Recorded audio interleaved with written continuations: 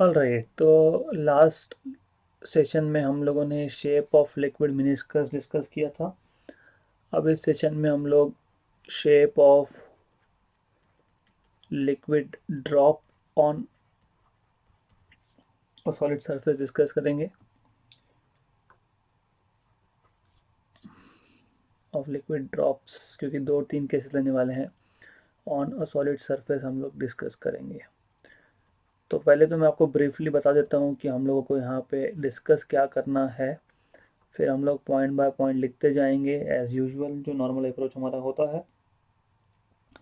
Basically यहाँ पे idea ऐसा है कि आपके पास एक सॉलिड सरफेस है। Sorry for this, I have to rectify it again. Just wanted to show it more flat. थोड़ा सरफेस फ्लैट दिखाना है मुझे, और कुछ नहीं है यहाँ पे, because it is important in this case. या तो मान लेते हैं ये हमारे पास सॉलिड है, और दूसरा केस यहाँ पे दिखा देता हूँ मैं। सॉलिड है, तो जब आप इस सॉलिड सरफेस पे liquid, small amount of liquid को ड्रॉप कर दोगे, so basically when a small amount of liquid is dropped on this solid surface, या तो लिक्विड स्प्रेड होगा या तो उस लिक्विड का ड्रॉपलेट बनेगा।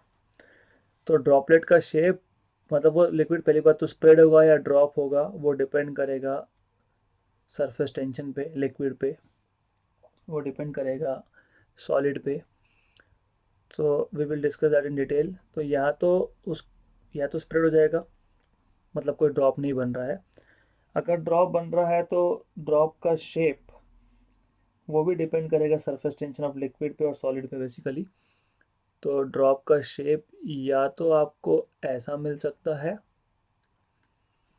या फिर आपको एक काइंड ऑफ स्पेरिकल शेप मिल सकता है, या फिर थोड़ा एलिप्सोइडल शेप भी मिल सकता है। तो हमको देखना है कि कौन से केस में क्या शेप बनेगा बेसिकली। सबसे पहले हमारे कुछ मिस कॉन्सेप्ट्स जो है हमको क्लियर करने पड़ेंगे। पहला मिस कॉन्सेप्ट ये है कि जब हम लोगों ने सरफेस टेंशन स्टार्ट किया था, तब हमने बोला था कि surface tension it is a property of liquid surface. तब उस स्टेज पे ठीक था कि लिक्विड सरफेस का प्रॉपर्टी होता है सरफेस टेंशन, बट जब भी इंटरफेस होगा, मतलब दो मीडियम को चेंज करने की जो बाउंड्री होगी, वहाँ पे सरफेस टेंशन होता है, फर्स्ट थिंग। और फ्लूइड्स के लिए होता है। तो यहाँ पे हमारे केस में एयर और लिक्विड था, तो सरफेस टेंशन था। इफ़ यू रिमेंबर करेक्टली, मैं ये डिलीट करने वाला हूँ डायग्राम। तो जब भी फ्लूइड्स इन्वॉल्व है, और जब भी वापस बोल रहा हूँ, जब भी फ्लूइड इन्वॉल्व है और जब भी इंटरफेस चेंज हो रहा है, तो सरफेस टेंशन होगा। तो पहले ये चीज़ बतानी चाहिए। तो हमारे जो डायग्राम है, इसको डायग्राम ए बोलता हूँ, इसको डायग्राम बी बोलता हूँ। जो ए और बी डायग्राम में मैं बता रहा हूँ, उसमें पहली बात तो 3 इंटरफेस होंगे। एक सॉलिड एयर, सॉलिड और एयर इंटरफेस है। एक सॉलिड लिक्विड इंटरफेस है। एक लिक्विड और एयर इंटरफेस है। तो देखो, सॉलिड लिक्विड में भी लिक्विड फ्लूइड है, लिक्विड एयर में भी लिक्विड और एयर दोनों फ्लूइड है, सॉलिड एयर में भी एयर फ्लूइड है। मतलब तीनों केस में एक फ्लूइड है, कम से कम एक फ्लूइड है। तो 3 सरफेस टेंशन इन्वॉल्व होंगे। ये याद रखना कि 3 सरफेस टेंशन इन्वॉल्व होंगे। और हमेशा दूसरी चीज़ याद होनी चाहिए कि सरफेस टेंशन हमेशा टेंजेंट होता है। तो अगर मैं सॉलिड लिक्विड सरफेस की बात कर रहा हूँ, तो सॉलिड लिक्विड सरफेस की जब मैं बात करूँगा, तो सरफेस टेंशन का डायरेक्शन अलोंग द टेंजेंट होगा, मतलब यहाँ पे होगा T1। तो ये जो T1 है, it is surface tension at the interface of solid liquid. फिर सॉलिड एयर है, उसमें एयर फ्लूइड है, वो भी अलोंग द टेंजेंट होगा यहाँ पे अपोजिट डायरेक्शन में, T2। T2 is surface tension eight solid air interface. तीसरा, लिक्विड एयर इंटरफेस में अलोंग द टेंजेंट जाएगा, मतलब यहाँ जाएगा, T3। So T3 is surface tension at liquid air interface. और बाय डेफिनेशन ये जो एंगल बनेगा यहाँ पे, ये एंगल जो है theta, that is angle of contact by definition है ये। तो आई will just basically show it here that this angle is theta. This is definitely liquid, already लिखा हुआ है तो वापस लिखने की ज़रूरत नहीं है हम लोगों को। मैं वापस स्लोली रिपीट कर रहा हूँ। जो सेकेंड डायग्राम है, बी डायग्राम है, उसमें मैं वापस बता रहा हूँ।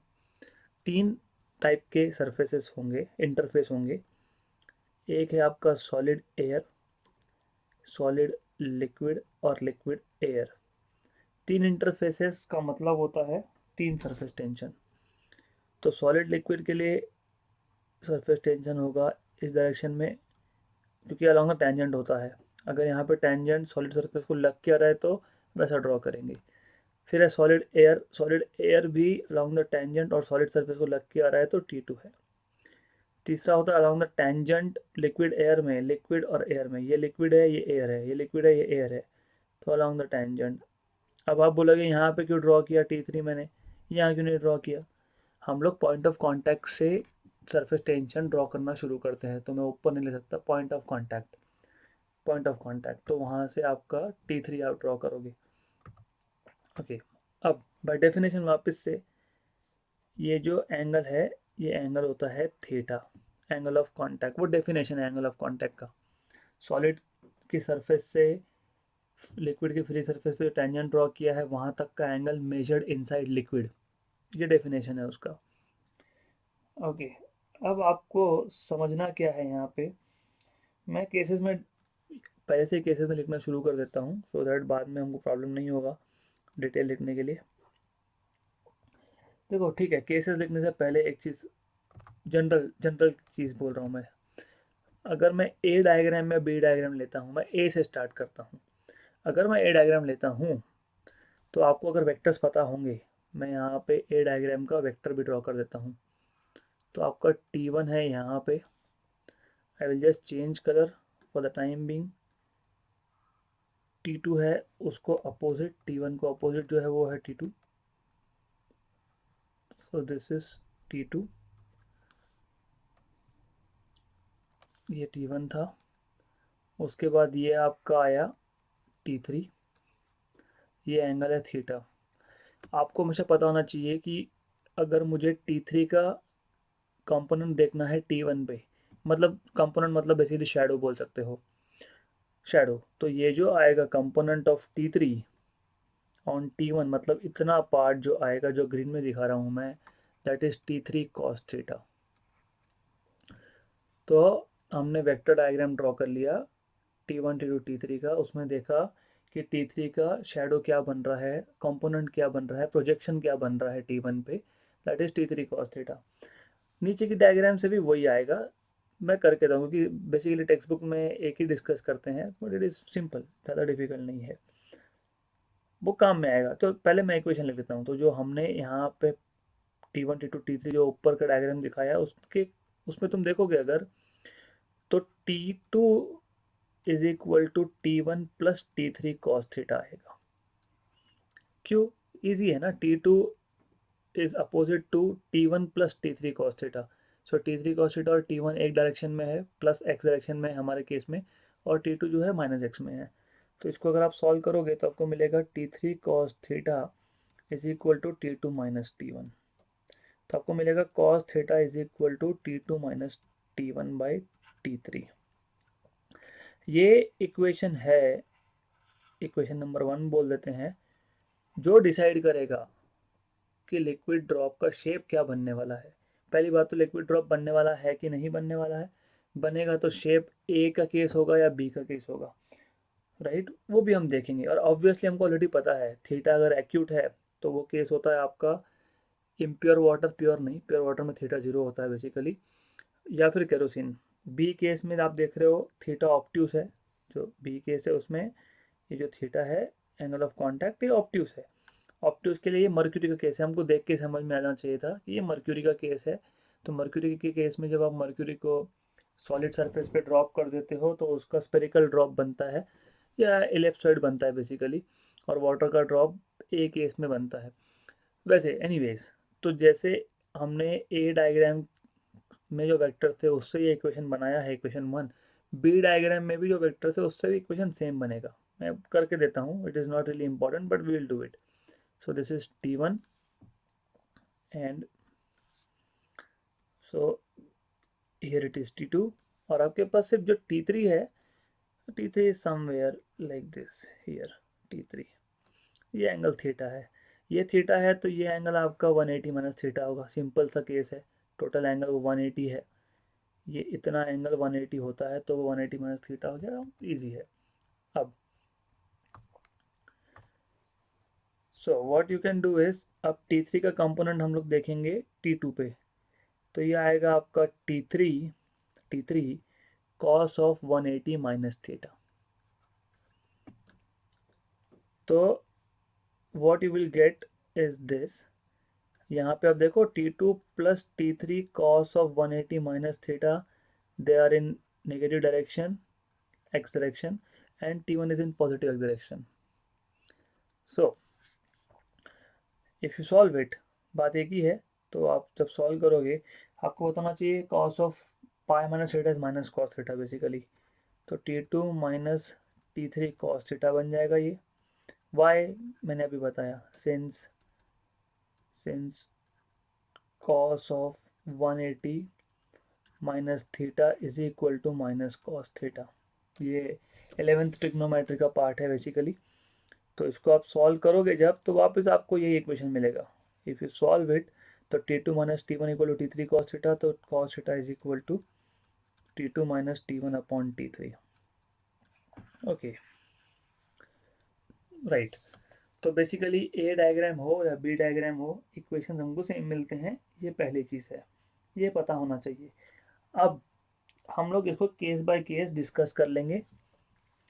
तो पहला केस मैं लेता हूँ, देखो अब बेसिकली क्या है, मैं अगर बोलता हूँ कि T2 it is greater than T1, मतलब न्यूमरेटर ऑफ इक्वेशन 1, जो इक्वेशन 1 हमने यहाँ पे लिखा हुआ है cos theta equal to T2 minus T1 upon T3, अगर T2 T1 से ग्रेटर है, इसका मतलब न्यूमरेटर मतलब basically T2 minus T1 is positive. Important है ये, इंपॉर्टेंट है ये पहला कंडीशन।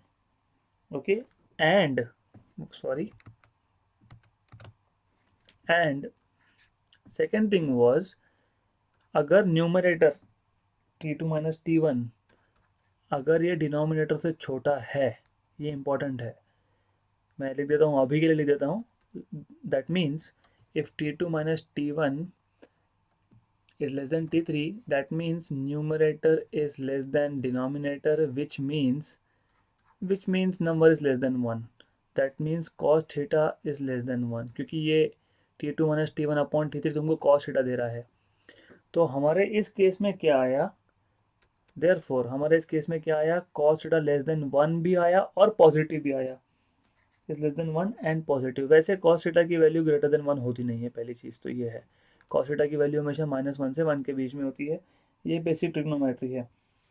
अब हमको समझना ये है बेसिक ट्रिग्नोमेट्री से कि cos थीटा की वैल्यू 1 से कम लेकिन 0 से ज़्यादा, क्योंकि पॉजिटिव है ना, मैंने ऑलरेडी बता दिया, पॉजिटिव भी है लेस देन 1 भी है, that is cos theta value is between 0 and 1।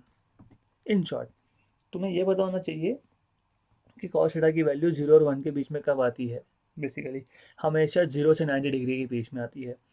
So that means theta is acute. So जैसे मैंने पहले बताया था कि तुम्हें डायग्राम से देख के समझ में आ जाना चाहिए था कि थीटा की वैल्यू जो है बेसिकली दिख रही है डायग्राम से कि वो एक्यूट है, हमने प्रूव कर दिया एक्यूट है।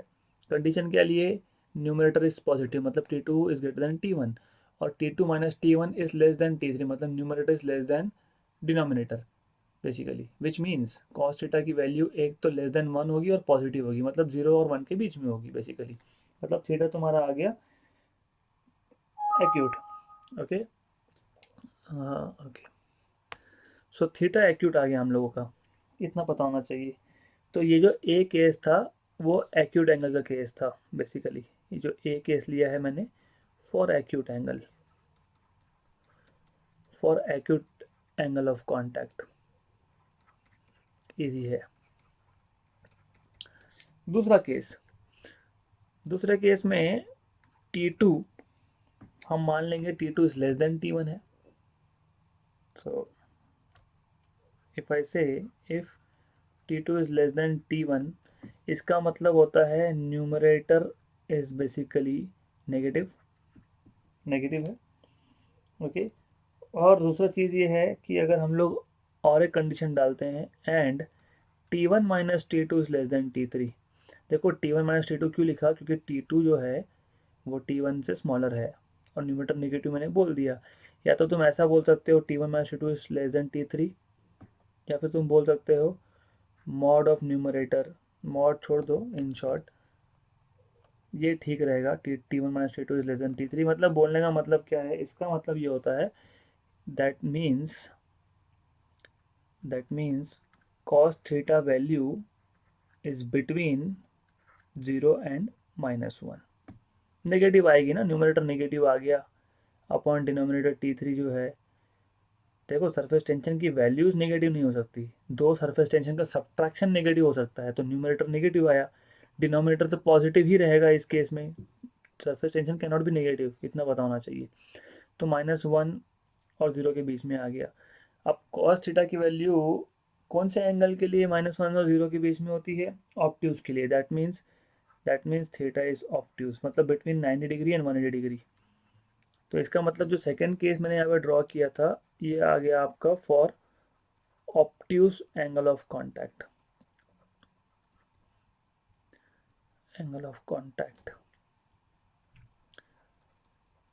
तो थिंग्स आर गेटिंग क्लियर कि पहले केस में जो शेप बनेगा ड्रॉप का, वो बनेगा आपका फॉर कैरोसिन ग्लास सरफेस.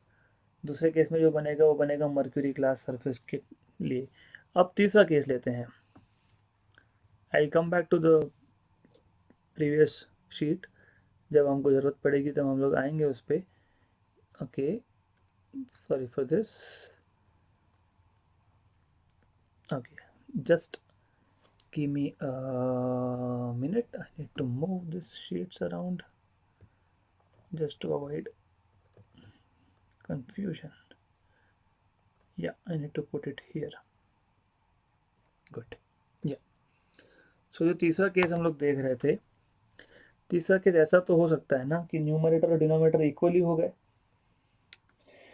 मतलब अगर आपका न्यूमरेटर था T2 minus T1 equal to T3 अगर आ गया, तो सीधा सीधा कॉस थीटा की वैल्यू हो जाएगी 1, क्योंकि कॉस थीटा क्या था आपका T2 minus T1 upon T3. Cos theta की वैल्यू 1 कब आती है, थीटा इक्वल टू 0 पे. देयरफॉर थीटा इक्वल टू 0, मतलब ये केस हो गया आपका लिक्विड और मतलब प्योर वाटर और सॉलिड ग्लास, प्योर वाटर और ग्लास का केस हो गया आपका ये. ओके. चौथा केस अगर अगर गलती से होता तो नहीं है, T1 minus T2 greater than T3 आ गया, तो ये केस पॉसिबल नहीं है. क्यों पॉसिबल नहीं है, क्योंकि कॉस थीटा की वैल्यू 1 से बड़ी हो गई. That means cos theta is greater than 1, क्योंकि कॉस थीटा आपने डिफाइन करके रखा है इक्वेशन 1 से, याद रखो. T2 minus T1 upon T3, numerator denominator से बड़ा है, तो वैल्यू 1 से बड़ी है. Cos theta greater than 1 impossible, which is impossible. तो ये केस हो नहीं सकता बेसिकली. तो यहाँ पे कोई ड्रॉप वॉप बनने नहीं वाला है basically, that what it means. तो लिक्विड स्प्रेड हो जाएगा. एनीवेज, तो ये बहुत सिंपल सा केस था. अभी हम लोग इसको थोड़ा सा थियोरेटिकल टच दे देंगे. थियोरेटिकल हमने टच दिया नहीं यहाँ पे. सो हम लोग डिस्कस कर रहे थे shape of liquid drops on a solid surface. Point by point लिख लेंगे हम लोग. When a small amount of liquid is dropped on a solid surface,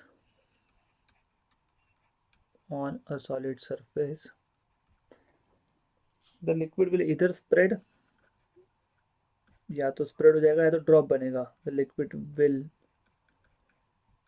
either spread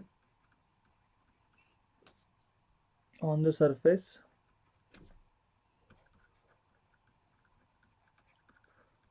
or will form a drop, will form a droplet बोल देते हैं इसको। कब क्या होगा ये डिपेंड करेगा दो तीन चीज़ों पे। जैसे मैंने बताया वो डिपेंड करेगा surface tension at different interfaces पे। सो which phenomenon occurs, which phenomenon will occur depends on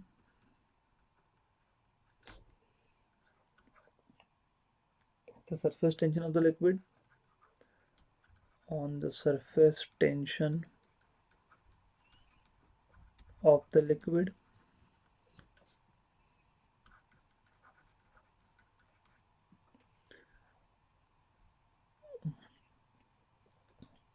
sorry, and the angle of contact, and angle of contact।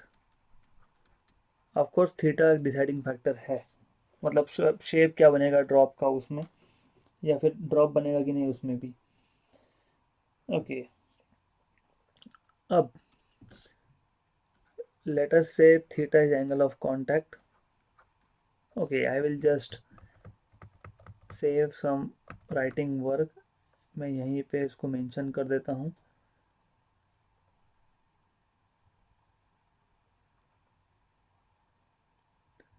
या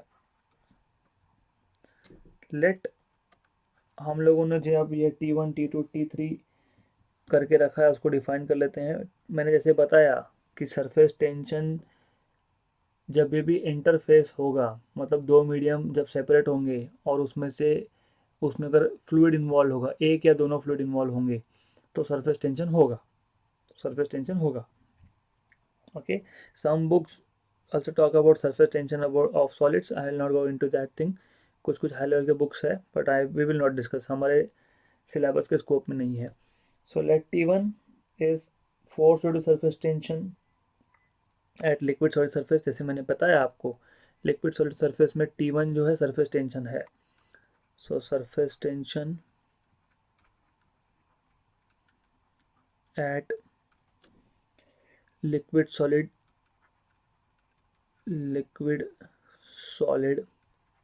सरफेस या फिर इंटरफेस। सिमिलरली जैसे T2 मैंने आपको बताया, ये नोटेशन का भी आप यूज़ कर सकते हो अलग अलग। आप बोल सकते हो T1 is surface tension at liquid solid interface LS। T2 था सॉलिड एयर का तो SA। So T2 is surface tension eight solid air interface. फिर बचा T3, मैंने बताया T3 is surface tension at liquid air interface, liquid air interface. तो आप T3 को लिक्विड एयर TLA भी बोल सकते हो, डिपेंड्स आपको नोटेशन जो यूज़ करना है वो करो। I will stick to Maharashtra state board notations, text book का नोटेशंस है, राइट। तो इतना ही एक्सप्लेन करने की हमको ज़रूरत थी, बाकी हमने यहाँ लिखा है। बाकी हम लोग फ्रॉम डायग्राम, बीच में डायग्राम आ गई है तो उसके बाद from diagram we can write. तो मैंने आपको ऑलरेडी डायग्राम एक्सप्लेन कर दी। I will just put this diagram in a closed box।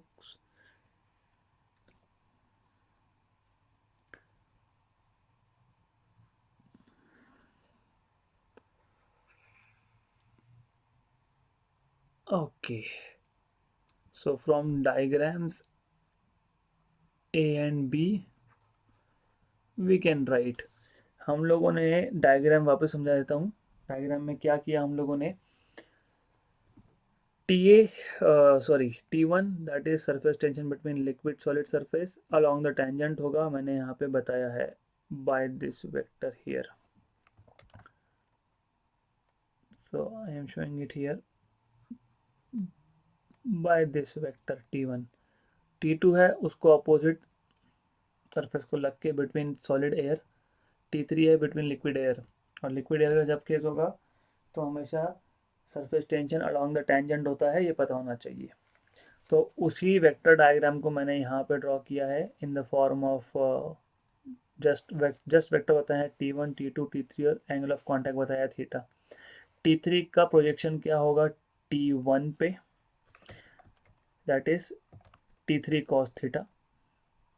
So as you can see, projection of t3 मतलब shadow of t3 on t1 is t3 cos theta। फिर diagram से आप देख रहे हो t2 को अपोजिट डायरेक्शन में है t1 plus t3 cos theta, मतलब यहाँ पे आ गए हम लोग। फिर t3 cos theta is t2 minus t1 और cos theta के लिए हमको इक्वेशन मिल गया। इतना ही इंपॉर्टेंट है।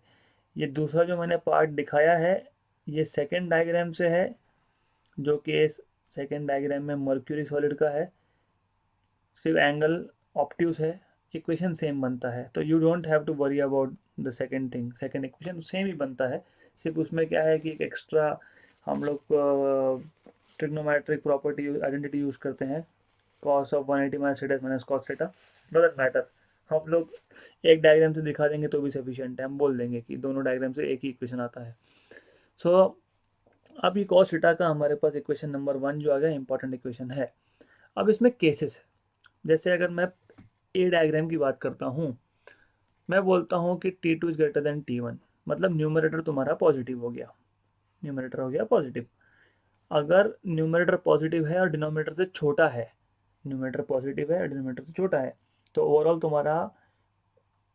जो तुम्हारा ये नंबर है यहाँ पे t2 minus t1 by t3, overall that number is positive and less than 1, right, मतलब 0 और 1 के बीच में आ गया। तो कॉस थीटा की वैल्यू 0 और 1 के बीच में आ गई, मतलब थीटा एक्यूट हो गया, क्योंकि कॉस थीटा की वैल्यू तुम 0 लोगे, तुम अगर उसकी वैल्यू मतलब for example if I take cos 30 that is less than 1 and positive, cos 60 less than 1 and positive, तो थीटा एक्यूट मिलता है। दूसरा case t2 is less then t1, t2 क्या था, tension between solid air is less then tension between liquid solid, ऐसा है। तो numerator negative हो गया और लेस देन t3 है, और मान लेते हैं न्यूमरेटर नेगेटिव है और लेस देन डिनोमिनेटर है, मतलब t1 माइनस t2 क्यों लिखा है, क्योंकि यहाँ पे t2 माइनस t1 तुम्हारा नेगेटिव है। तो मैंने सिर्फ वो उसको इस फॉर्म में लिखा है दैट यू अंडरस्टैंड। इसका मतलब क्या होता है, t1 minus t2 less than t3 का मतलब क्या होता है कि cos थीटा की वैल्यू 0 और -1 के बीच में आएगी, मतलब cos थीटा की वैल्यू नेगेटिव आएगी बेसिकली। नेगेटिव कब आती है कॉस की value, for angles between 90 and 180, तो थीटा की वैल्यू तुमको मिल गई ऑप्ट्यूस। तो देखो बराबर सेकंड केस में हमारे पास थीटा जो है वो ऑप्ट्यूस आया हुआ है, सेकंड बी केस में, मतलब यहाँ पे बी डायग्राम में। तीसरा केस, तीसरे केस में क्या है कि t2 minus t1 is equal to t3, मतलब न्यूमरेटर और डिनोमिनेटर इक्वल हो गए, इक्वल हो गया तो कैंसिल हो गया, मतलब कॉस थीटा की वैल्यू 1, मतलब थीटा इक्वल टू 0, मतलब ये प्योर वाटर और ग्लास का केस है। यहाँ पे लिक्विड ड्रॉप बनेगा नहीं, लिक्विड स्प्रेड हो जाएगा, वाटर स्प्रेड हो जाएगा। चौथा केस, अगर न्यूमरेटर डिनोमिनेटर से बड़ा हुआ, वो होता ही नहीं, हो ही नहीं सकता ना, क्योंकि कॉस थीटा की वैल्यू 1 से बड़ी नहीं होती, तो ये केस जो है इम्पॉसिबल है बेसिकली, राइट। तो इतना ही है इसमें।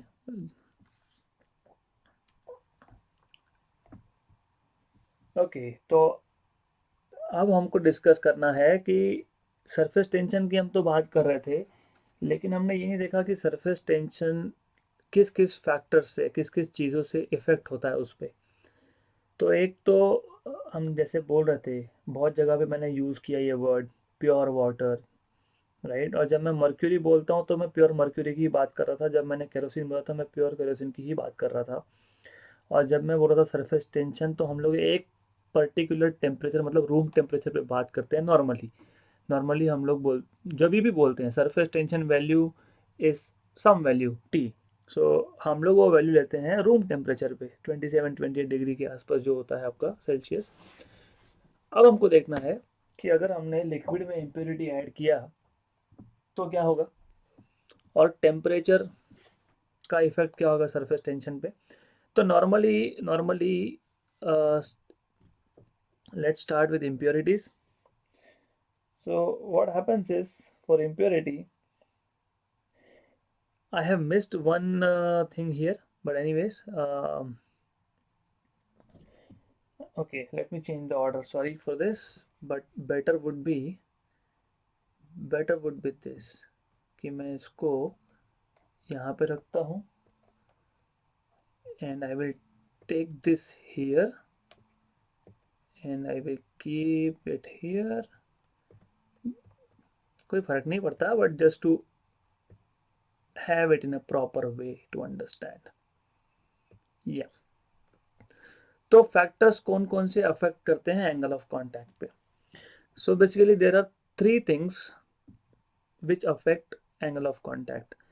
जैसे मैंने पहले आपको बताया, ऑफ कोर्स लिक्विड के नेचर पे डिपेंड करेगा। मर्क्यूरी के लिए अलग है, केरोसिन के लिए अलग है, वाटर के लिए अलग है, और सॉलिड के नेचर पे भी डिपेंड करेगा। जब हम लोग बोलते हैं ऑप्ट्यूज, फॉर एग्जांपल मैं बोलता हूँ 110 डिग्री, हो सकता है कि 110 डिग्री मर्क्यूरी और ग्लास के लिए हो, लेकिन मर्क्यूरी और स्टील ले लिया मैंने सरफेस, तो चेंज हो जाएगा, हो सकता है।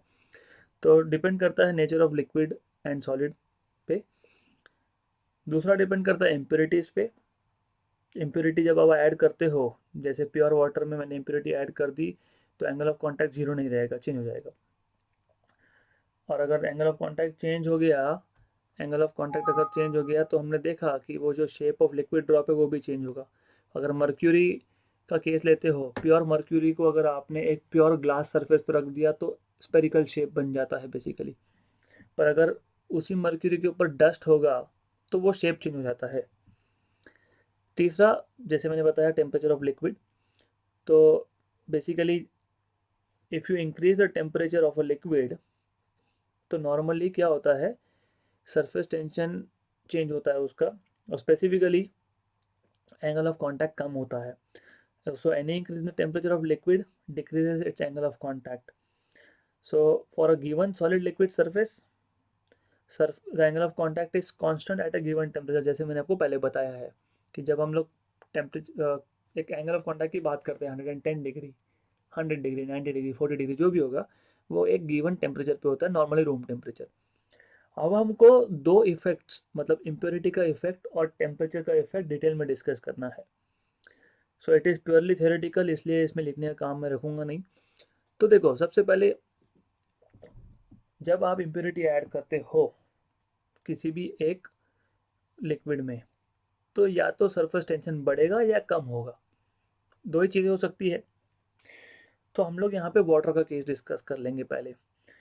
अगर मैं वाटर में कोई सोल्यूबल इम्प्योरिटी उसमें डिज़ोल्व कर रहा हूँ, उस बेसिकली मतलब वो इम्प्योरिटी हम लोगों ने मिक्स कर दी जो सोल्यूबल है, जैसे जैसे सॉल्ट हो गया, जैसे शुगर हो गया, तो ऐसे केस में सरफेस टेंशन बढ़ जाता है। So when soluble substances such as common salt, sugar, if they are dissolved in water, surface tension increases. और तीन टाइप की इम्प्योरिटी है, एक तो सोल्यूबल है, एक स्पेरिंगली सोल्यूबल है, मतलब बेसिकली आधा मिक्स होगा आधा मिक्स नहीं होगा। तीसरा जो है, जो बिल्कुल ही मिक्स नहीं होता है, मतलब इनसोल्यूबल। तो if you have a sparingly soluble substance such as detergent is mixed with water, surface tension of water decreases. अब ये इतना ब्यूटीफुल कॉन्सेप्ट है, डिटेल में नहीं दिया, but I will take in detail. देखो होता क्या है, आप लोगों ने नोटिस किया होगा, कपड़े धोते वक्त आप डिटर्जेंट डालोगे तो ही कपड़े साफ़ होते हैं। अगर आप डिटर्जेंट नहीं डालोगे तो कपड़ा साफ़ नहीं होगा। क्यों नहीं होगा, उसका रीज़न है।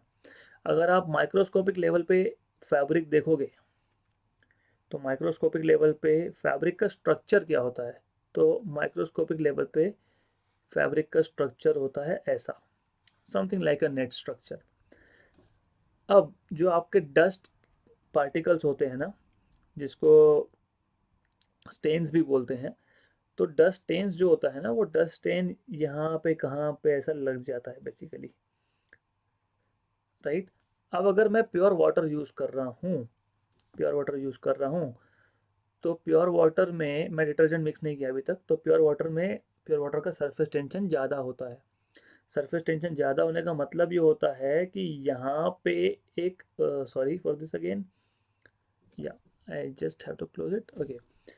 तो उसका मतलब क्या होता है कि बेसिकली सरफेस टेंशन की वजह से यहाँ पे लिक्विड का लेयर बन जाएगा। हमने पहले भी देखा है ये। तो लिक्विड का लेयर बन जाएगा, हर जगह पे लेयर बन जाएगा। तो मोस्टली क्या होगा कि वाटर वाटर जो है अच्छी तरीके से पास नहीं हो पाएगा यहाँ से। जब वाटर पास नहीं हो पा रहा तो वो डस्ट स्ट्रेन को, वो डस्ट पार्टिकल को कैसे ले जाएगा वहां से बाहर, राइट। अब क्या होता है कि जब आप डिटर्जेंट मिक्स करते हो, सरफेस टेंशन कम होता है। सरफेस टेंशन कम होना मतलब, मैंने बताया सरफेस टेंशन क्या होता है, it behaves like elastic membrane. Surface tension कम होना मतलब वो इलास्टिक मेम्ब्रेन को लूज करना। तो जब आप डिटर्जेंट मिक्स करते हो सरफेस टेंशन कम होता है, मतलब ये जो लेयर बना है जो मैंने पर्पल में दिखाया है, ये वाटर यहाँ से फ्लो होने लगता है basically, so the layer is no more there. तो जब वाटर हाई स्पीड से फ्लो होगा तो ये जो डस्ट टेन मैंने बताया है यहाँ पे ब्लू में, तो ये डस्ट टेन को भी वाटर अपने साथ लेके निकलता है बाहर। तो आप देखते हो कि कुछ टाइम के बाद पानी बहुत मैला हो गया क्योंकि वो जो डस्ट पार्टिकल्स थे वो डिटर्जेंट डालने की वजह से वहाँ से अपनी जगह से निकल गए। तो this is how clothes gate clean. अब अगर मैं इनसोल्यूबल इम्प्योरिटी ऐड करता हूँ तो सरफेस टेंशन डिक्रीज होता है। ये क्यों होता है ये भी समझ लेते हैं। मान लेते हैं हम लोग कि हमारे पास एक प्योर लिक्विड है of any type, let's say like the type of liquid which partially wets a solid, kerosene के टाइप का ले लेते हैं। अगर इसमें मैं देखो, जब यहाँ पे इम्प्योरिटीज नहीं है, जब यहाँ पे इम्प्योरिटीज नहीं है तो आपको याद होना चाहिए, जब इम्प्योरिटी नहीं होती है तो आपको याद होना चाहिए कि इस केस में कोहेसिव फोर्स ज़्यादा होता है। Basically you have to remember this, cohesive adhesive force, you have to remember this, because I will not go into details again, but I will leave it on to students। हम लोगों ने कल ही देखा कि कौन सा फोर्स ज़्यादा होता है, कोहेसिव ज़्यादा होता है या एडेसिव ज़्यादा होता है। डेफिनेटली डेफिनेटली एडेसिव फोर्स यहाँ पे ज़्यादा होगा। मर्क्यूरी जैसे कि केस में एडेसिव फोर्स नहीं होता है, और ऐसे केसेस में एडेसिव फोर्स होता है अच्छा खासा। Anyways, so you can just remember this. Confusion create होता है, that's why I am telling you to read it again. Anyways, तो जब प्योर है लिक्विड तो there is cohesive force between molecules of liquid. मान लेते हैं कि मैंने यहाँ पे कुछ इनसोल्यूबल इम्प्योरिटी डाल दी। इनसोल्यूबल इम्प्योरिटी ये सॉलिड के फॉर्म में है, फर्स्ट थिंग सॉलिड नहीं भी होगा, डजंट मैटर, बट लिक्विड का मॉलिक्यूल नहीं है, इसका मतलब ये है it is something different than liquid molecule. So the force between two molecules of different type, that is adhesive force. तो जब आप इनसोल्यूबल इम्प्योरिटी डालते हो तो यहाँ पे एडेसिव फोर्स आने लग जाएगा। So when impurity gets added to any liquid, the cohesive force of that liquid decreases. मतलब प्योर केस में कोहेसिव फोर्स का वैल्यू कुछ होगा, इम्प्योर केस में अब वो कोहेसिव फोर्स का वैल्यू कम हो रहा है क्योंकि एडेसिव फोर्स अभी आपका पिक्चर में आ गया है यहाँ पे। तो ओवरऑल इस इम्प्योरिटी की वजह से मिनिस्कस का शेप चेंज होगा, मतलब एंगल ऑफ कांटेक्ट चेंज होगा, राइट। और आपको पता है surface tension angle of contact पे डिपेंड करता है, क्योंकि बेसिकली सरफेस टेंशन जो है वो टेंजेंट के डायरेक्शन में होता है, राइट। तो तीन केसेस ले लिए हम लोगों ने। एक तो जिसमें सोल्यूबल इम्प्योरिटीज़ है वो सरफेस टेंशन बढ़ाता है, और पार्शियली सोल्यूबल या इनसोल्यूबल के केस में सरफेस टेंशन हमेशा कम होता है। You have to remember this. Then last case is effect of temperature. Most of the liquids, सारे लिक्विड्स की बात नहीं कर रहा हूँ, लेकिन मैक्सिमम लिक्विड्स के केस में सरफेस टेंशन जो है वो टेम्परेचर इंक्रीज हुआ तो सरफेस टेंशन डिक्रीज होता है। So most of the liquids temperature, with increase in temperature surface tension decreases, right. और ये एक चीज़ भी है कि आप बहुत बार नए कपड़ों को, मैं वापस बोल रहा हूँ अच्छे से समझ लेना, नए कपड़ों को आप गर्म पानी में नहीं धोते, स्पेशली अगर कॉटन होगा तो। कॉटन का नया कपड़ा होगा तो गर्म पानी में नहीं धोते, कॉटन का पुराना कपड़ा होगा तो गर्म पानी में धोते हैं। क्यों? जैसे मैंने आपको बताया, it is something related to the first diagram here. अगर मेरे पास नया क्लोथ है कॉटन का और मैं गर्म पानी में धो रहा हूँ, तो गर्म पानी तो पहली बात तो है, जैसे टेम्परेचर बढ़ेगा सरफेस टेंशन कम होगा। सरफेस टेंशन कम होगा मतलब ये जो ये जो आपको फिल्म बन रहा था, ये फिल्म बनेगा नहीं। फिल्म बनेगा नहीं तो पानी इजीली पास होगा। पानी इजीली पास होगा और क्लॉथ नया है तो कलर को भी साथ में लेके जाएगा। इम्पॉर्टेंट है, ये इम्पॉर्टेंट है, राइट। इसलिए नए कॉटन के क्लोथ को आप गर्म पानी में नहीं धोते, क्योंकि गर्म पानी का सरफेस टेंशन कम होता है तो कपड़े के फैब्रिक के साथ उसका कांटेक्ट अच्छा होता है। लेकिन पुराने कपड़ों के लिए उल्टा करते हो। पुराने कपड़ों मतलब पुराने कपड़े अगर डर्टी होंगे तो आप उसको, कॉटन का होगा डर्टी होगा तो आप उसको गर्म पानी में धोते हो, for the same reason. For the same reason कि अभी डस्ट निकालना है, अभी कलर नहीं निकालना, जिसका कलर निकालना था वो निकल चुका है अब, राइट। पर वहाँ पे कुछ ऐसे फ्लूइड है, specially metallic fluid. Metallic fluid मतलब क्या? मेटल को जब आप हीट करते हो तो it becomes kind of a liquid. तो अगर आप मोल्टन कॉपर की बात करोगे तो मोल्टन कॉपर के केस में उल्टा होता है। सरफेस टेंशन टेम्परेचर के साथ बढ़ता है, टेम्परेचर बढ़ाया सरफेस टेंशन बढ़ा। But most of the cases में with increase in temperature surface tension decreases, right. तो आज के लिए इतना सफिशिएंट है, ये थ्योरी है। और नेक्स्ट टॉपिक्स में हम लोग बहुत इंटरेस्टिंग चीज़ें हमको डिस्कस करनी है। So will continue in next session.